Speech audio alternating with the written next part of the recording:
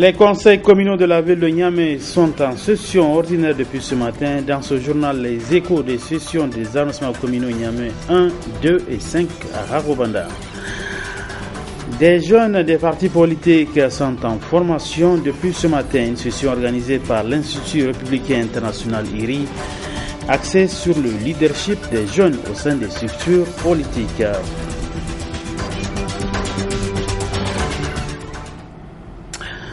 Mesdames, Messieurs, bonsoir et bienvenue sur cette nouvelle édition d'information sur la télévision Labari.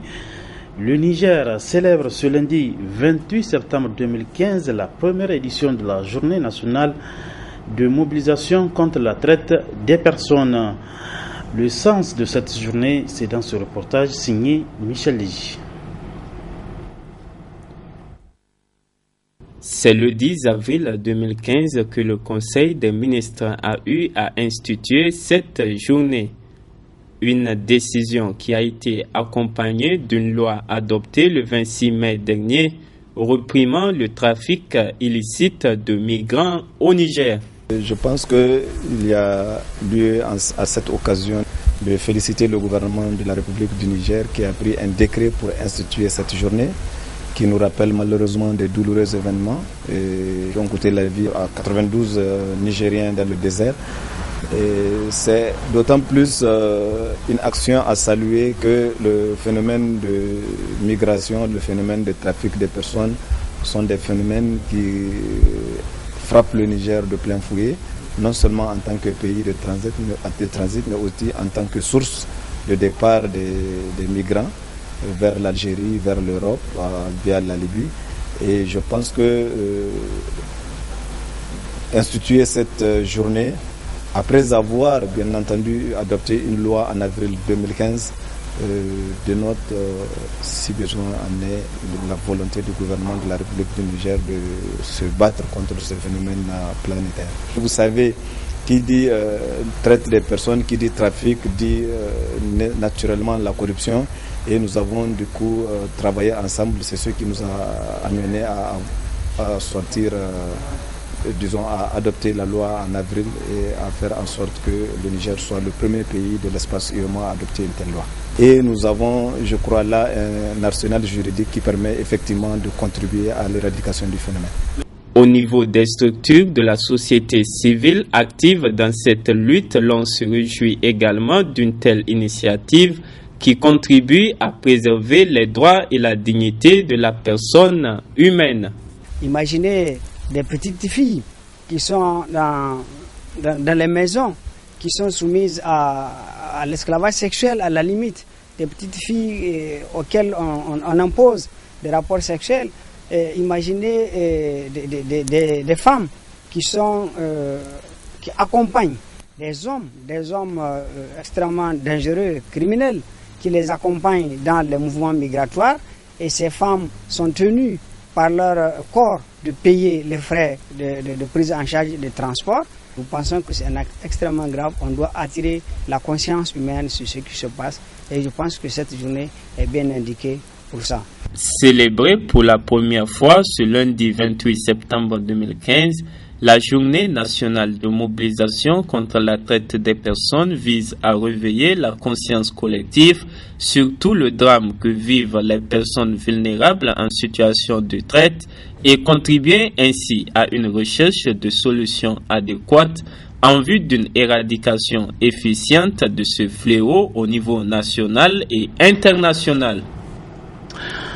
Permettre aux jeunes d'avoir de solides ailes au sein des partis politiques, c'est l'objectif principal d'un atelier de formation sur le leadership qui a débuté ce matin.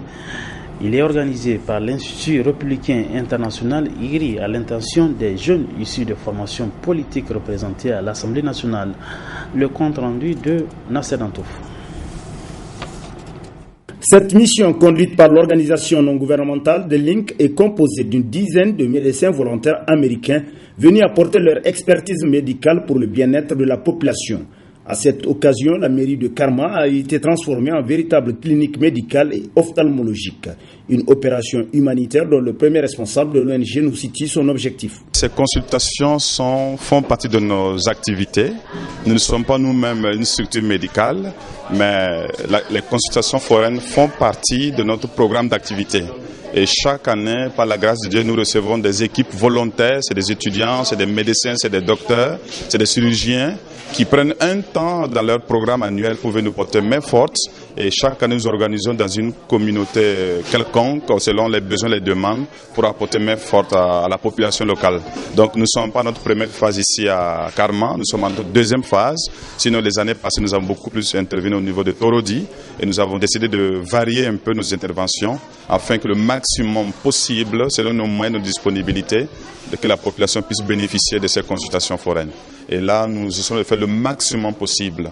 Les années passées, nous avons constaté plus de 2000 personnes qui sont arrivées de Gauthier, de l'intérieur d'un peu partout. Et là, nous sommes qu'au premier jour, et déjà vous voyez comment l'engouement derrière nous. Et nous pensons que d'ici la fin de la semaine, nous aurons un nombre spécifique de ce dont nous aurons à consulter afin que les gens puissent vraiment bénéficier de ces consultations. C'est pas facile, c'est que la santé, ça coûte cher en Afrique et au Niger en particulier, vu les conditions des personnes. Et nous pensons qu'avec ces consultations, ça apporte un plus dans le programme des activités, non seulement du gouvernement, mais aussi des communautés locales et les communautés rurales.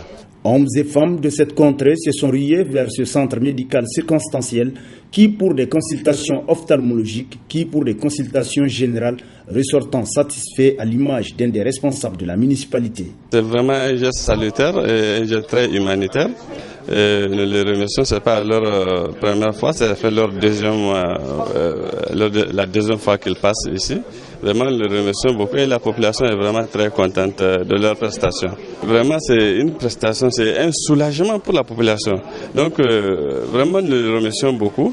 Et nous souhaitons que d'autres personnes d'autres ONG emboîtent le pas de Link. Lorsque je suis venu ici, je ne vois pas bien même. Dès qu'on m'avait donné la pommade là, que je mets dans mes yeux, je commence à voir clair. C'est vraiment salutaire et je les félicite et je souhaite à ce que ça soit continuel. Et je demande beaucoup aux autorités de leur apporter au moins tout ce dont ils ont besoin comme aide. Donc je souhaite que ces partenaires-là circulent dans tout le pays afin qu'ils puissent apporter leur aide à tous les Nigériens. Cette campagne médicale qui durera 5 jours permettra à n'en point douter de soulager les souffrances des populations de différents villages de la commune rurale de Karma sur le plan sanitaire. Voilà, vous l'avez sans doute rectifié. Nous étions donc du côté de la mairie de Karma qui abrite depuis ce matin des consultations foraines sur l'initiative de l'ONG des Link. Cette deuxième édition de consultation médicale et ophtalmologique menée par une équipe de médecins américains s'étalera sur 5 jours pour un coût de 300 francs CFA seulement. Et vous avez suivi le compte rendu de nos envoyés spéciaux Adam Soumana et Ibrahim Abdou. Revenons donc à cette formation qui a débuté aujourd'hui. C'est donc permettre aux jeunes d'avoir de solides ailes au sein des partis politiques. C'est l'objectif principal d'un atelier de formation sur le leadership qui a débuté, je disais, ce matin. Il est organisé donc l'atelier par l'Institut républicain international IRI à l'intention des jeunes issus des formations politiques représentées à l'Assemblée nationale. Le compte rendu de Nasser Nantouf. C'est dans sa mission d'aider les partis politiques à être plus inclusifs et représentatifs des groupes traditionnellement marginalisés, notamment les femmes et les jeunes, que l'Institut républicain international IRI organise cet atelier. Je pense que ce que nous faisons aujourd'hui, ce qui est de promouvoir la démocratie par les formations, justement, en essayant de donner les moyens à chacun individuellement d'exercer la souveraineté populaire et la souveraineté du pays de manière indépendante, de manière libre. Je pense que ça, c'est la bonne direction. Et c'est une direction aussi qui est que je considère comme une direction d'échange et non pas avec une relation de maître à élève. Les autorités de la ville de Niamey ont salué le choix porté à leur entité pour la tenue de cet atelier, tout en appelant aux participants à plus d'assiduité vu l'importance des thèmes qui seront développés. Chers jeunes, à travers vous, je vois donc la jeunesse qui est venue de toutes les régions de notre pays pour échanger sur une thématique importante qui est le leadership des jeunes au sein des partis politiques. Il me tient particulièrement à cœur que vous puissiez mûrir ensemble cette thématique au cours de la présente session de formation, entièrement la vôtre. Et cette activité nous permettra, une fois de plus, de canaliser nos efforts pour favoriser l'accès des jeunes dans les structures politiques. Tour à tour, les représentants des partis politiques qui accompagnent ces jeunes à cette session de formation de 3 jours ont souligné également l'importance de cet atelier. Les participants à cette session de formation venus de 8 régions du pays ont véritablement besoin d'être outillés en cette veille des échéances électorales au Niger. Autre aspect de cette édition d'information, ouverture ce matin de la 3e session ordinaire du Conseil d'arrondissement communal Niamey 1 au titre de l'année 2015. 3 points sont inscrits à l'ordre du jour de cette session. D'autres précisions avec notre reporter Nafis Zabou. Examen de l'exécution du budget 2015 au 31 août 2015. Examen et adoption du programme d'investissement 2016 et communication. Tels sont les points inscrits à l'ordre du jour de la 3e session ordinaire du Conseil d'arrondissement communal Niamey 1 au titre de l'année 2015. Occasion pour le maire du 1er arrondissement de Niamey de revenir sur la saison hivernale 2015 en cours. La 3e session de notre conseil se tient au moment où la saison hivernale s'achève. Certes, son installation tardive a suscité beaucoup d'inquiétudes chez nos laborieux paysans. Dieu merci, les pluies se sont étalées cette année sur une longue période, ce qui présage des bonnes récoltes pour les populations de nos 11 villages agricoles. La saison pluvieuse, malheureusement, vient ces dernières années avec son corollaire de dégâts de tout genre. Ainsi, en matière d'inondation, le village le plus touché est Tondibia, avec plusieurs maisons effondrées et des cours inondés. Au niveau des quartiers comme Bobiel et Riyad, la majeure partie des routes est impraticable à cause de stagnation d'eau. Pour ces quartiers, les nouvelles routes en construction, une fois finies, apporteront sans nul doute des solutions dans le cadre de la fluidité de la circulation et de l'écoulement des eaux. Les ressources de fonctionnement dont dispose le conseil d'arrondissement communal Niamey 1 a été aussi évoqué par le maire Boubacar Hamadou dans son discours. Ainsi, en 2015, la dotation globale reçue est de 90 261 535 francs CFA au 31 août, sur une prévision de 288 96 880 CFA, soit un taux d'allocation de 31,33%. Au même moment, les dépenses engagées se sont élevées à 81 580 739 francs CFA, soit un taux d'exécution de 28,32%. Au 31 août du mois 2015, le montant des recouvrements des taxes effectués par l'arrondissement communal est de 256 364 391 francs CFA. Au cours de cette 3e session, 1 minute de silence a été observée à la mémoire des pèlerins nigériens décédés suite à la bousculade survenue à la Mecque le jour de la fête de Tabaski, parmi lesquels figure la secrétaire du président du conseil de ville de Niamey, paix à leur âme. Même exercice du côté du conseil du 2e arrondissement communal de Niamey qui a lui aussi ouvert les travaux de sa 3e session ordinaire au titre de l'année 2015. 3 points sont inscrits à l'ordre du jour de cette session, n'est-ce pas Asman China? C'est une session au cours de laquelle les conseillers de cette entité administrative vont se pencher sur 3 points, à savoir examen de l'exécution du budget 2015 au 31 août 2015, examen du projet de programme d'investissement 2016 et une communication du maire. Au cours de cette session Je vous invite à faire preuve de qualité et de responsabilité en vue d'examiner minutieusement tous ces points inscrits à l'ordre du jour pour le bien-être de nos populations. Comme vous le savez déjà, notre arrondissement communal a bénéficié de 110 tonnes de céréales pour la vente à prix modéré, issus son cours au niveau de 4 centres de vente, à savoir Tounekwara, Lazare, Gloire-du Koji et Gombe. Par ailleurs, je porte à votre connaissance que la Fondation Dinet Turquie a fait don de 115 bœufs aux couches les plus vénérables de notre arrondissement communal à l'occasion de la fête. Le maire du 2e arrondissement communal de Niamey n'a pas manqué d'évoquer le contexte dans lequel se tient la présente session. Cette session ordinaire se tient à un moment où notre pays traverse des moments très difficiles suite aux événements tragiques survenus à la Mecque et aussi à l'attaque de la secte Boko Haram dans la région de Difa. C'est le lieu ici de présenter mes condoléances les plus adressées aux familles de victimes et souhaiter bon établissement aux blessés. Enfin, je saisis cette opportunité qui m'est offerte pour présenter à vous et à vos familles respectives mes meilleurs vœux de bonnes fêtes de Tabaski. Importantes conclusions sont attendues à la fin de ces assises, notamment le programme d'investissement 2016 pour le fonctionnement du 2e arrondissement communal de Niamey. Le conseil du 5e arrondissement de Niamey a ouvert les travaux de la 3e session ordinaire au titre de l'année 2015. 3 points sont inscrits à l'ordre du jour de cette session. Les travaux 1 ont débuté ce matin dans la salle de réunion de la mairie devant plusieurs invités dont notre reporter Nafissa Adamou Sirfi.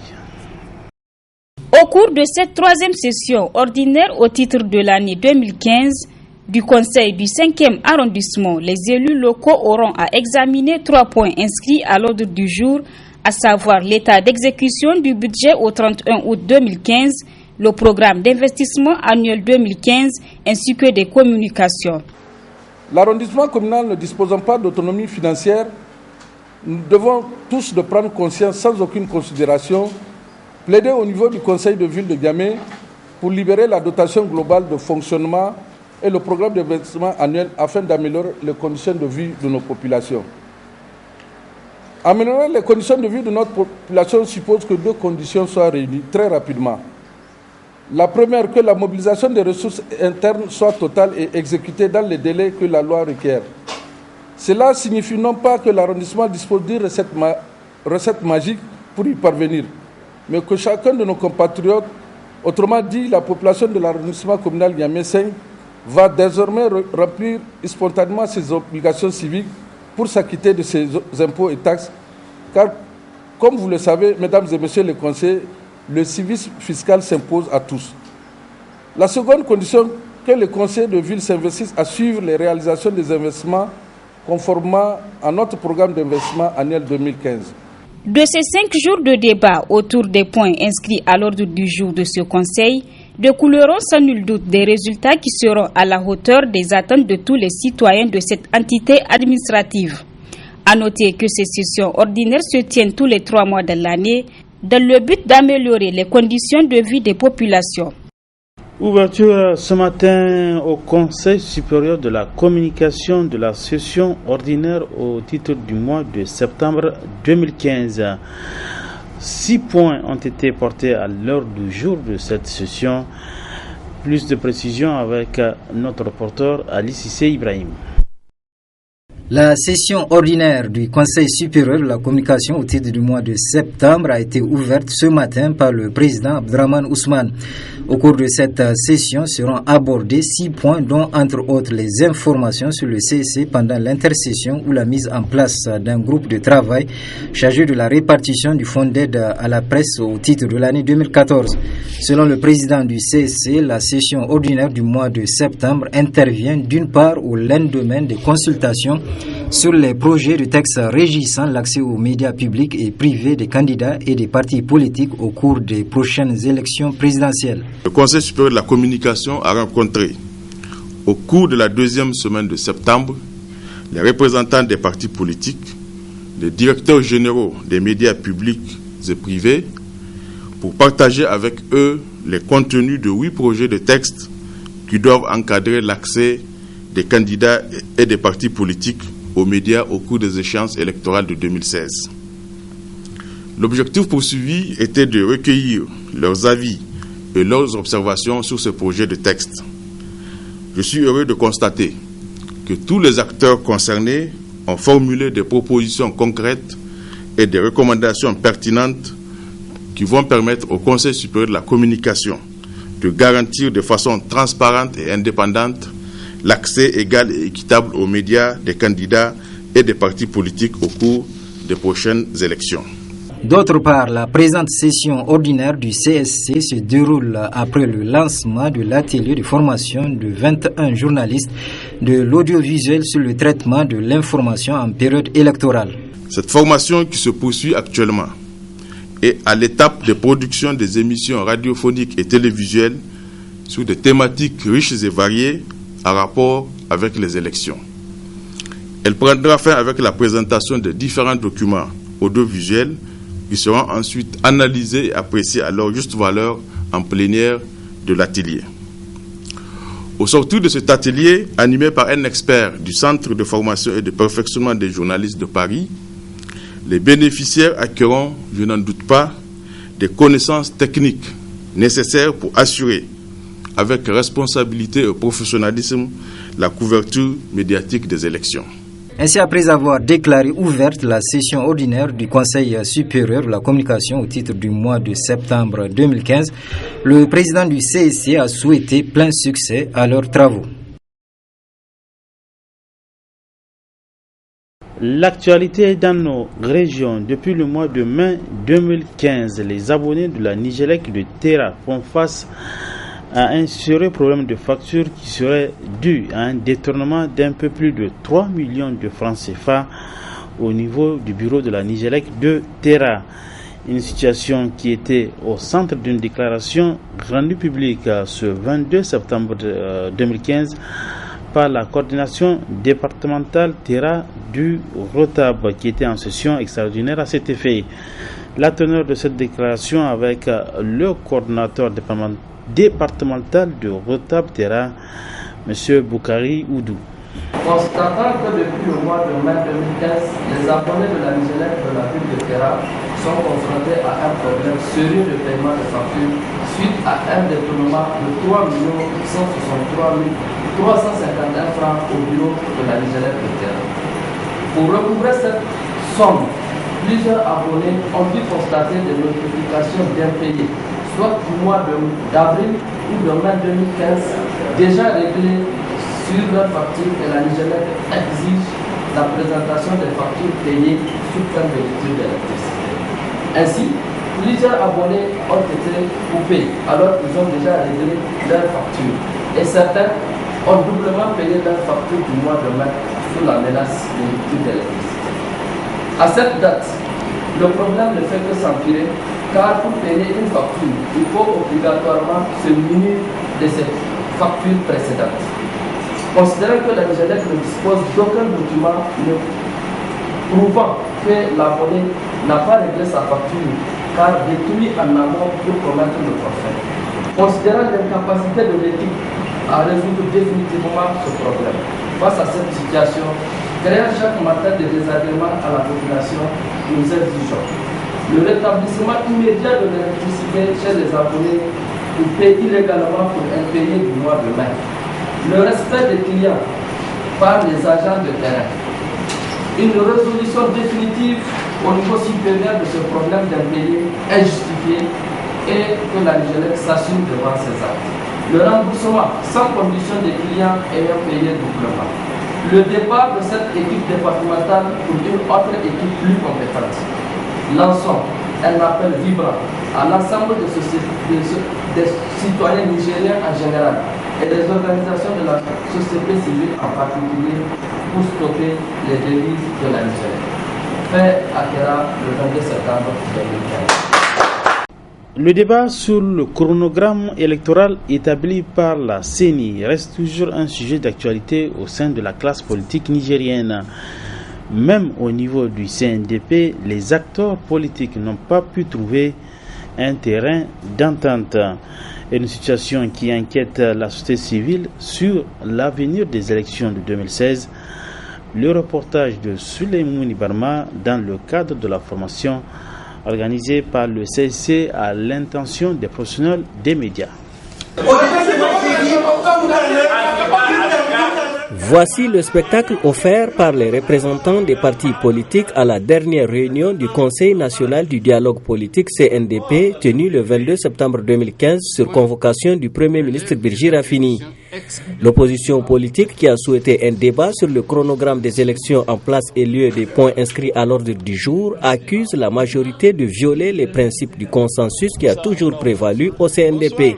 Nous voulons qu'ils reconduisent nos points d'ordre du jour. Eux, ils ont fait une formulation, ils veulent qu'on aille dans cet esprit de cette formulation-là. Donc il n'y a pas d'accord. Et comme on a dit, la politique de la chaise vide qu'on veut faire, on ne le fera pas. C'est où il y a dialogue, il n'y a pas de dialogue. Pour la majorité qui rejette tout débat sur le chronogramme, seule la CENI est habilitée à apporter toute modification au calendrier des élections. Tous les partis politiques qui sont présents au niveau du CNDP, ils sont au niveau de la CENI. Donc, je crois qu'il faut rappeler un peu les choses. C'est pour ça que nous avons dit que ce point-là, c'est un point qui ne peut en aucune manière faire l'objet encore de discussions au niveau du CNDP. Face à cette situation, la société civile nigérienne appelle les deux partis à l'apaisement. Nous pensons que, honnêtement, la classe politique n'a pas droit à l'erreur en cet instant précis. Nous souhaitons de tout cœur que ce consensus prévale et que le cœur soit apaisé et que de l'autre côté, c'est-à-dire ces problèmes soient résolus en temps important pour qu'il n'y ait pas des étincelles quelque part. Une réaction urgente du président de la République, garant de l'unité nationale, est attendue par les citoyens pour mettre fin à cette crise. Déjà, en début du mois de septembre, une délégation de l'ONU conduite par le Dr Mohamed Ibn Chambas a séjourné au Niger afin de soutenir le processus électoral en cours. Et nous clôturons cette édition d'information par ce communiqué de presse du gouvernement burkinabé de la transition. Je le cite, notre cher pays traverse une situation particulièrement grave. Depuis le coup d'État du 16 septembre 2015 que vous avez massivement rejeté, les institutions de la transition que vous avez librement mises en place sont de retour. Elles se sont investies immédiatement à normaliser la situation et à consolider la paix et la stabilité dans notre pays après la signature d'un accord entre les forces armées nationales et les éléments putschistes de l'ancien RSP. Après toutes les garanties de sécurité données à ces derniers et à leurs familles, plusieurs éléments de l'ancien RSP se sont rendus et ont rejoint le camp de la raison. Cependant, malgré les gages de bonne foi, le processus de désarmement commencé ce samedi 26 septembre et qui se poursuivait normalement a été brutalement remis en cause hier 27 septembre par le général Djendjere qui a fait savoir à ces éléments que le RSP ne saurait être dissous par la transition et qu'il fallait mieux résister. Cette résistance s'organise actuellement au cours d'une poignée d'éléments putschistes instrumentalisé par le général Gilbert, appuyé désormais par le général Jibril Bassolé. Ainsi, cette poignée d'irréductibles a pris en otage non seulement les membres de l'ancien RSP désireux de rejoindre le camp de la raison, mais aussi le personnel des forces armées nationales chargé de l'enlèvement des armes. Mais plus grave encore, le gouvernement a connaissance de la mobilisation de forces étrangères et de groupes djihadistes qu'ils ont appelés à leur secours dans la réalisation de leur funeste destin. Face à de tels actes qui démontrent encore une fois de plus qu'une poignée d'individus est prête à sacrifier l'avenir de notre pays sur l'autel de ses intérêts égoïstes, le gouvernement de la transition en appelle à la mobilisation et à la vigilance. Fait à Ouagadougou le 28 septembre 2015. C'était là la substance de ce communiqué de presse du gouvernement burkinabé de la transition. Et c'est par ce communiqué de presse que prend fin cette édition d'information. Merci à vous de l'avoir suivi. Bonsoir.